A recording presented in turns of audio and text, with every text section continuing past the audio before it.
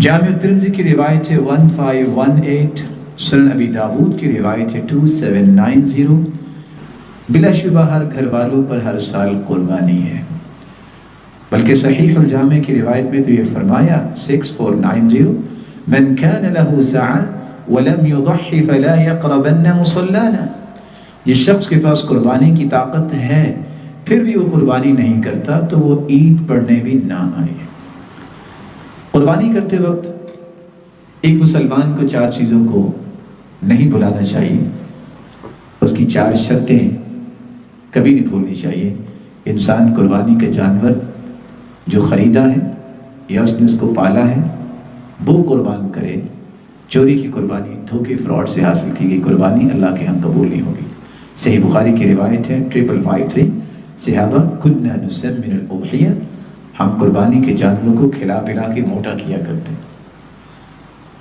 قربانی کا جانور شریعت نے جس کو متعین کر دیا ہے ان جانوروں میں سے قربانی کرنی چاہیے، وہ ہے بھیڑ نر اور مادہ، اسی طرح بکرا اور بکری، گائے نر اور مادہ، اور اونٹ نر اور مادہ۔ وَلِكُلِّ أُمَّةٍ جَعَلْنَا مَنْسَكًا لِيَذْكُرُوا اسْمَ اللَّهِ عَلَى مَا رَزَقَهُم مِّن بَهِيمَةِ الْأَنْعَامِ، بہیمۃ الانعام میں سے، جو پائے جانوروں میں سے قربانی کی جائے گی۔ اور امام نووی فرماتے ہیں الإجماع على أنه لا يجزئ في الأضحية إلا الإبل والبقر والغنم۔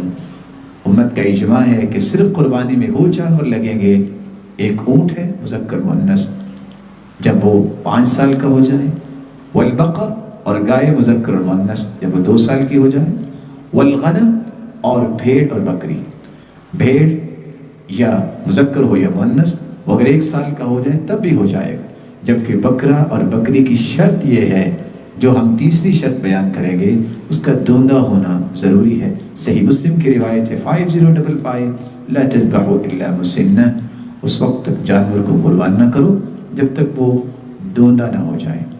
الا ان يعسر عليكم فتذبحوا جزعة من الضأن، ہاں اگر مشکل پیش آئے تو 1 سال کا ہو تو وہ بھی تم ذبح کر سکتے ہو، لیکن وہ بھیڑ کے بارے میں ہے، یا جس کو جزع ہم کہہ دیتے ہیں۔ ابن حجر کے مطابق تو بھیڑ میں جزع وہ ہوتا ہے جس کی عمر 1 سال ہو جائے، لیکن بکرا اور بکری اس کی شرط اسی طرح باقی رہے گی، جب تک وہ دوندا نہیں ہوگا اس وقت تک اسے قربان نہیں کیا جائے گا۔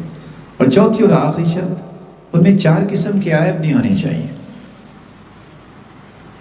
العوراء البین عورها، ایسا کانا جانور جس کا کانا پن واضح ہو، والمریضہ البین مرضها، ایسا بیمار جانور جس کی بیماری واضح ہو، والعرجاء البین عرجها، ایسا لنگڑا جانور جس کا لنگڑا پن ظاہر ہو، والکثیر التي لا تنقی، انتہائی کمزور اور لاغر جانور جس کی ہڈیوں میں گودا نہ ہو، جیسا کہ جامع ترمذی کی روایت ہے 1497، سنن ابی داود 280۔